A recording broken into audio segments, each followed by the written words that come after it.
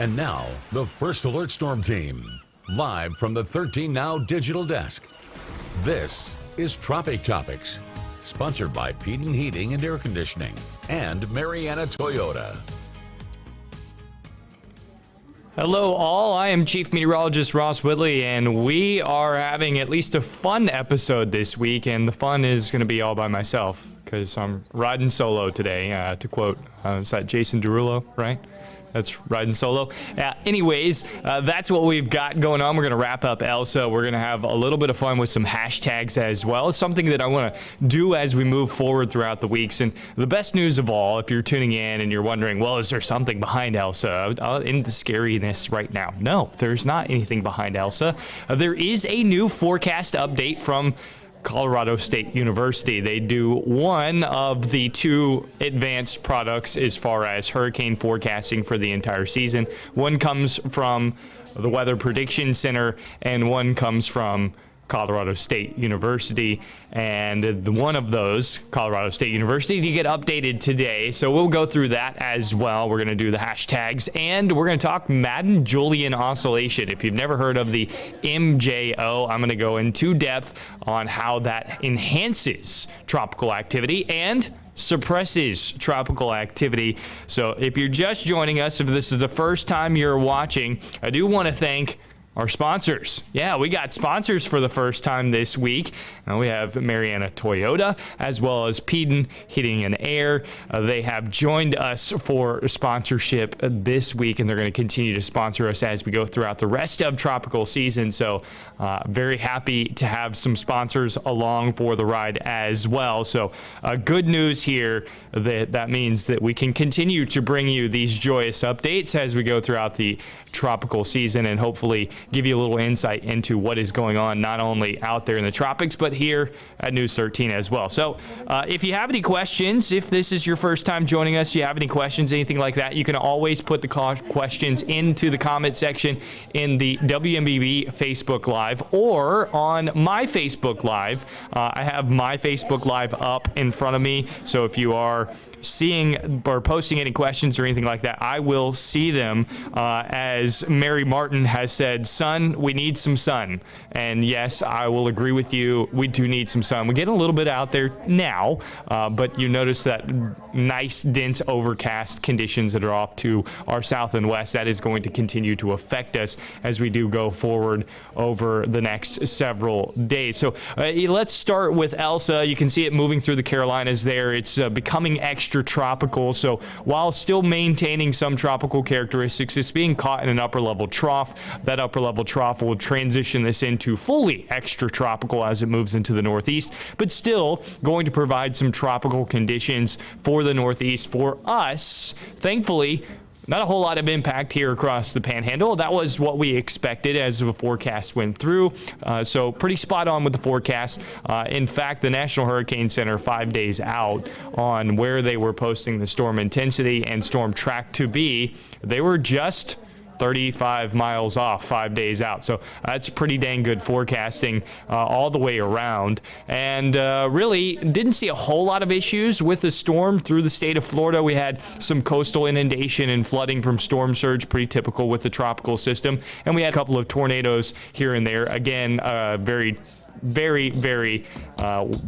typical with a tropical system as well, and unfortunately that has continued as it has moved into Georgia and South Carolina as well. We do also hope for the best for any of those that have dealt with tornadoes. We're certainly no strangers to that either. So thanks.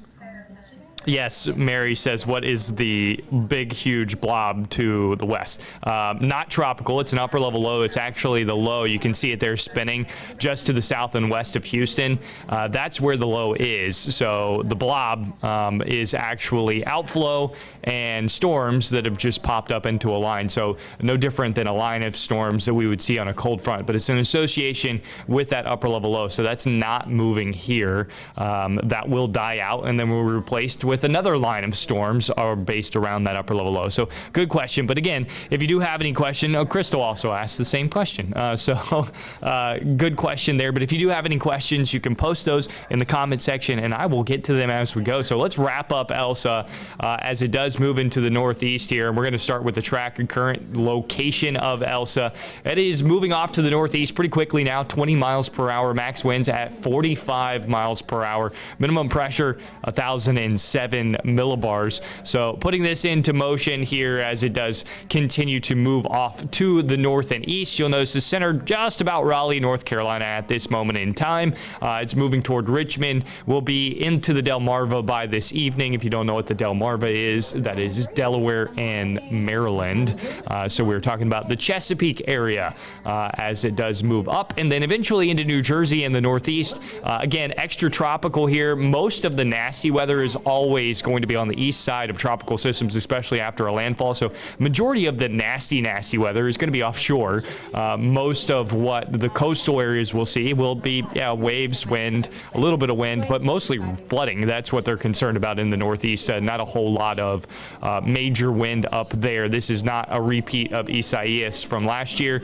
This is going to be a completely different storm from that one. So thankfully this one will be wrapped up by the time we get into the weekend. This will be north of Nova Scotia and into Canada and on out. And for the rest of the tropics, well, not a whole lot going on out there. You notice the troughs, the tropical waves. There's one that kind of always hangs out there into the Guatemala area and southern Central America and the northern side of South America. That wave is almost standing because we don't really have a whole lot, or because you get convection off of the northern tip of South America, and that kind of hangs out there. So sometimes conditions can get right where that pulls that wave north, and especially if we have a gyre develop or something like that across Central America. But we're not expecting that to happen, and elsewhere things are being dominated by dry air and suppression, and that suppression is coming from dust. We've talked about this about once every year. We have to say, okay, yeah, there's a lot of Saharan dust out there, and right now that is once a time of year. By looking at our water vapor, you'll notice across the Atlantic there's a whole lot of orange. Across the Caribbean, across the Central Atlantic. The only places you see blue where there is actually water vapor ongoing around, that's the Gulf of Mexico. That's from that upper low. That's from the trough that's been hanging out while we've had so much rain, so much cloud cover has been that trough. Then there's a little cut upper level low hanging out there to the north of Puerto Rico and Dominican Republic. That is not tropical either. So that will work toward the U.S., but it is shrouded in dry air. And then you see our tropical waves, as we looked back on the last one, they're pretty much struggling too, because a lot of Saharan dust. Yeah, Saharan dust. Check it out. A lot of Saharan dust out there. And this is going to be moving toward the U.S. as we do go through the next several days and really the next week or so. So about once a year we get to say, yeah, okay, our sunsets will be enhanced by Saharan dust, and that's going to happen as we go into next week. You'll notice the forecast here shifting a lot of that dust toward the Gulf of Mexico, so we'll have a little bit of that up into the atmosphere, and then a big plume of it will be working our way as we get into the middle part of next week. So this, along with the MJO in a suppression phase, is going to lead to a very minimal amount of tropical activity across the Atlantic. So for the next 2-3 weeks, we're not going to be talking much as far as the tropics go, because the waves just are not going to be able to do anything. So that takes me to my main topic of discussion with this. It's going to be about the MJO, or MaddenJulian Oscillation. And no, Madden is not John Madden football. This is a scientist. That's how most things get named, like Kelvin Helmholtz instability waves, Rossby waves, the Madden-Julian oscillation. All of these things get named after the scientist that comes up with it. It's just like anything else. Mendelevium, the element, named after the scientists that named it. So yeah, I mean, that's what happens here. So these are two scientists, Madden and Julian, their last names. You put them together, you get the MaddenJulian Oscillation. They're the ones that discovered this kind of stuff. When a suppressive wave is over the top of us, and the wave movement is from west to east, and it traverses the world. There's always multiple waves. There's multiple that are traversing the world from west to east in the northern hemisphere, and even into the southern hemisphere, because you'll notice that this wave crosses the equator. But in a suppressive phase, you have divergence as far as the wind goes aloft, and high pressure system is favored. Now, high pressures in the tropics, you would say, would enhance tropical activity. That's if everything else is supportive. But when you have a MaddenJulian wave that is in a suppressive phase, that divergence along with high pressure actually leads to sinking air. So zooming in here into the Caribbean as to what would be happening if you did have a tropical wave moving into that sinking air,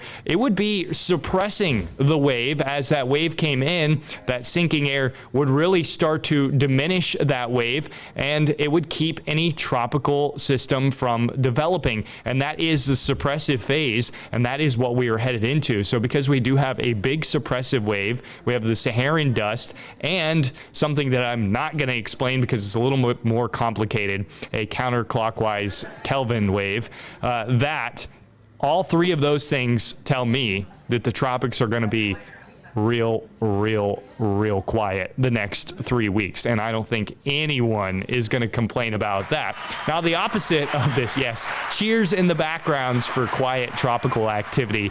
We always are happy about that, so nobody upset about quiet tropical activity. But the opposite of quiet tropical activity is whenever you have an enhanced Kelvin wave, and that happens between suppressive waves, and we just came out of an enhanced Kelvin wave. That's what we have for the next graphic here as we do move things forward, and that's because our suppressive waves have divergence winds, right? So the wind is moving away from the suppression. That's why you have the sinking air. But between two suppressive waves, well, the air has convergence. You add in the fact that you have warm waters in the Atlantic, Gulf of Mexico, Caribbean, wherever this is going on, and you're going to create lift. So it's going to be the opposite of a suppression phase, and this is exactly what we just came through. So if you were wondering why June and July was so active, well, one, we had a lot of activity coming off of the coast of Africa, and which is pretty unusual for this time of year. But when you have a lot of waves out there, you're giving more opportunity for the tropics to work and enhance. So we had a gyre develop that helped to enhance tropical waves. And then we had the MaddenJulian enhanced phase work across the Atlantic, so that too also helped to favor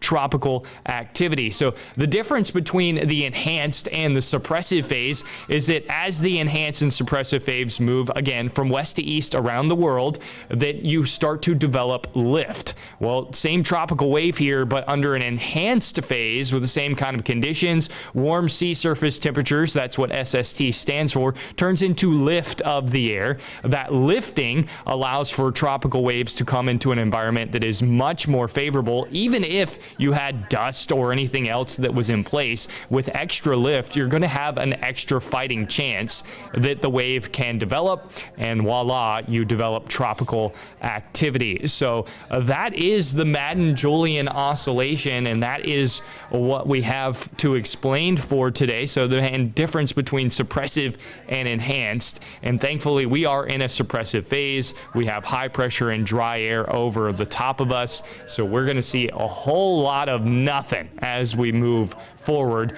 and thankfully we're not talking about an enhanced wave until possibly August. So you might be wondering why we can see where these things are. Well, just like anything, we have a whole lot of instruments out there to help measure the movement of these waves and the forecast of these waves. And you thought weather was just cold fronts and high pressure.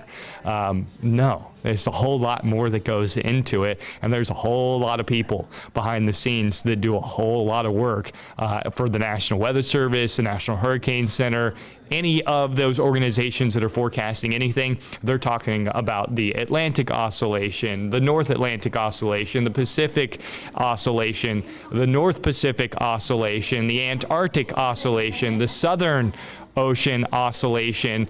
We have El Nino, La Nina. There's all kinds of things that go into just tropical forecasting. That's just tropics. I'm not talking about the day-to-day stuff. That's just the tropics. And the tropics can be very, very difficult because you've got a whole lot of long-range understanding of possibilities of things that can work together. Sometimes those things all come together, like right now, and suppress activity. And sometimes things all come together and they enhance activity. That's when things just go bonkers in the Atlantics, when we're talking about 5, 6, 7 waves out there that possibly could all develop, is when all of those things come together to support tropical activity, and then you're just like, oh boy, look out.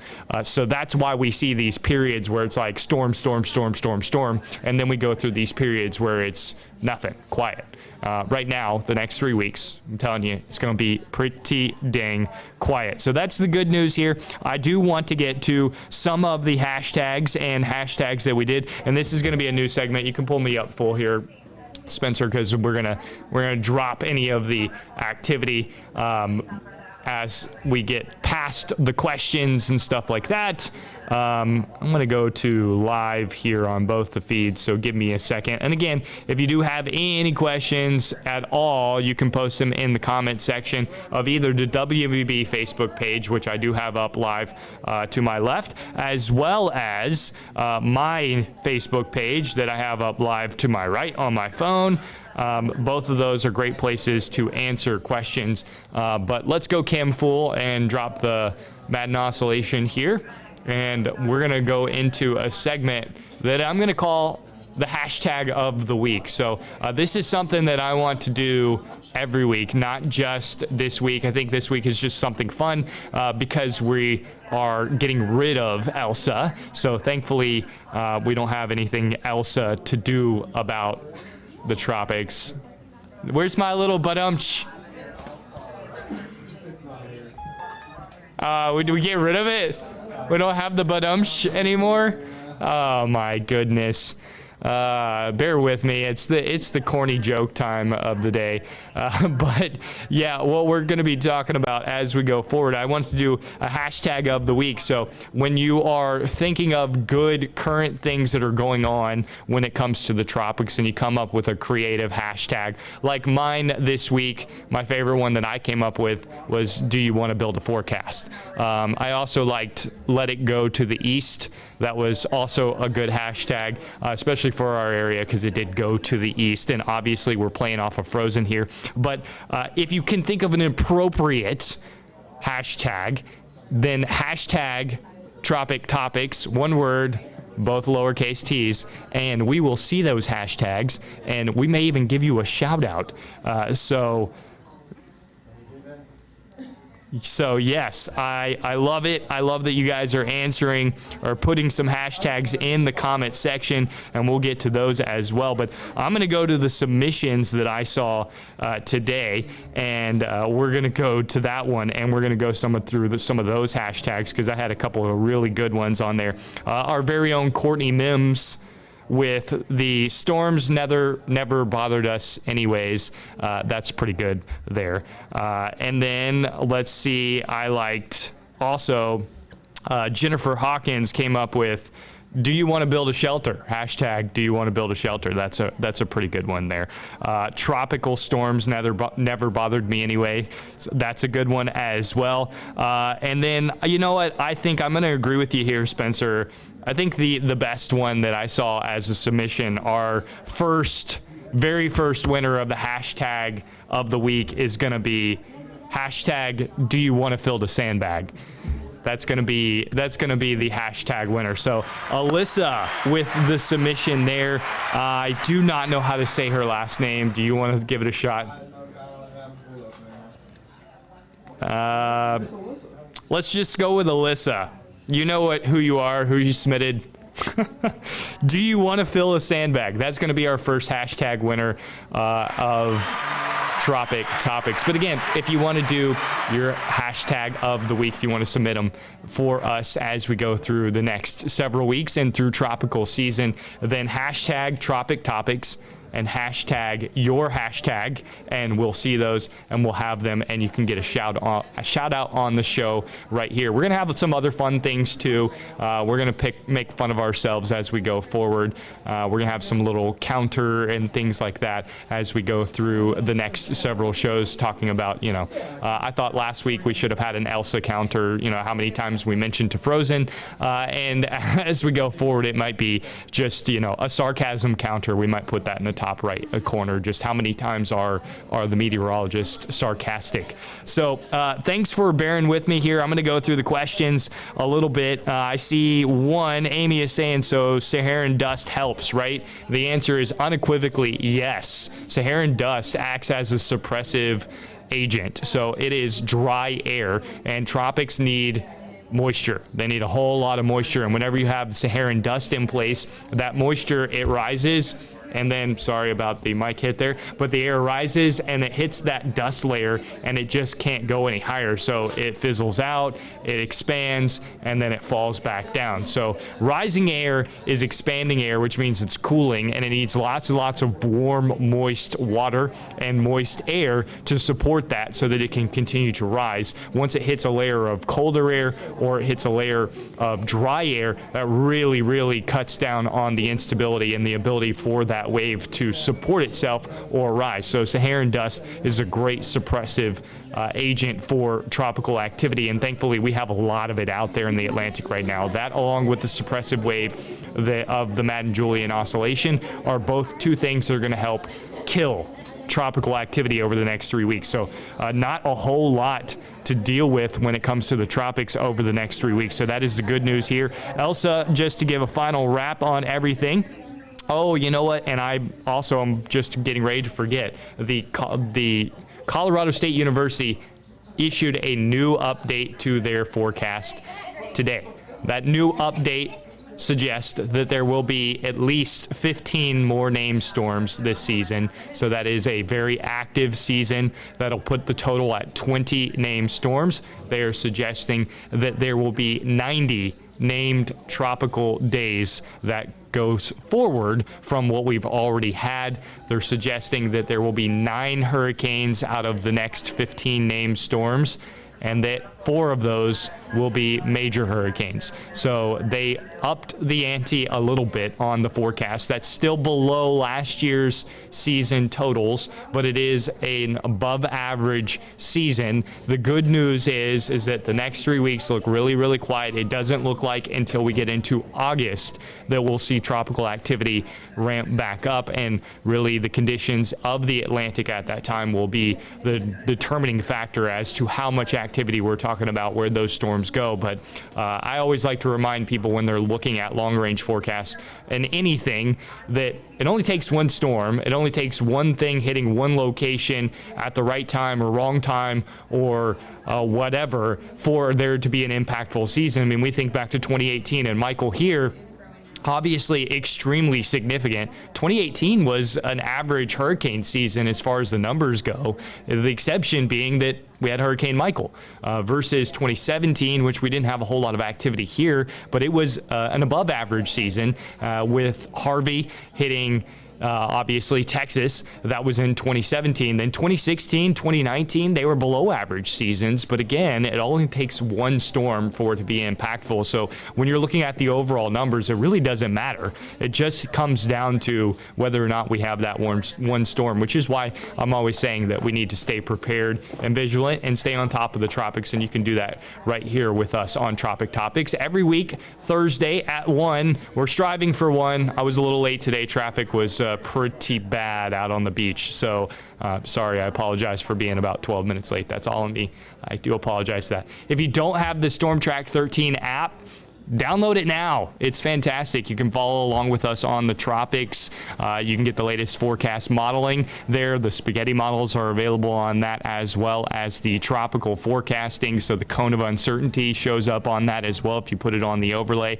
And we are hopeful that here in the future, very soon, we're going to have a comprehensive video for you so that you can navigate the app. All you have to do is watch the video, and you're going to understand how to get into the nitty-gritty of all of the app, because the app has a lot of awesome features that may not be so obvious on the surface. So that's why I like the app, partially, is because it has a lot of awesome features. But the backside of that is sometimes it may be hard to find those features and figure out where those features are. So we're hopeful that we will get to that relatively soon and get that out to you guys. But thanks for joining us this week. Did I miss anything? Am I missing anything, Spencer? You know, I'm doing it solo today, so you know, sometimes I'm forgetful, and it's been a long week. It's been long weeks this week. Like, we've had several weeks in 1 week, at least for me anyways. So yeah, I don't see any other questions. You see anything else there? Not on our end, no. Just a lot of thank yous, and thanks for being awesome. You're doing a great job. Alrighty, well, that's going to do it. We're going to wrap it up. Elsa, thankfully, not an issue for us.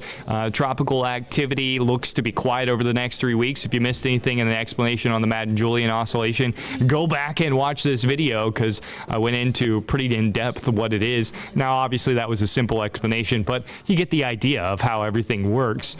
So go back and watch that. And if you missed anything else on shear, columns of the air, how storms work, we've covered a lot of the basics in this already, and we're going to strive to continue to do that, because I think that all of you wonderful people out there are very intelligent, and you can understand the weather, especially if we break it down and give it to you in terms that you can understand, because the weather honestly isn't too complex. There's a lot of ideas, there's a lot of things that are going on, but overall most of us are going to be very able to understand what to look for, things like that, and we're definitely going to be here to help you guys out, especially all you weather nerds out there. And I know there's many of you that just didn't want to pursue a career in this, but you're still very interested, so we're going to help you along with that as well. So continue to join us as we go through Tropic Topics through the rest of the season. We're going to do this every Thursday at 1. Sometimes it'll be me, sometimes it'll be Grace and Kristen, sometimes it'll be Kristen and Grace, sometimes it'll be me and Kristen, sometimes it'll be any of the 3 combinations. I'm not going to go through all of them. So I think there's 9 different combinations, right? There's 3 people, so there's 9 different combinations. Geez, I'm getting silly. All right, that's gonna do it. Let's just play me out, Spencer. Let's wrap this up. Thank you for watching Tropic Topics, sponsored by Peden Heating and Air Conditioning and Mariana Toyota. Be sure to download the StormTrack 13 app today to stay up to date with all of the latest weather information. For more local news, weather, sports, and more, visit mypanhandle.com.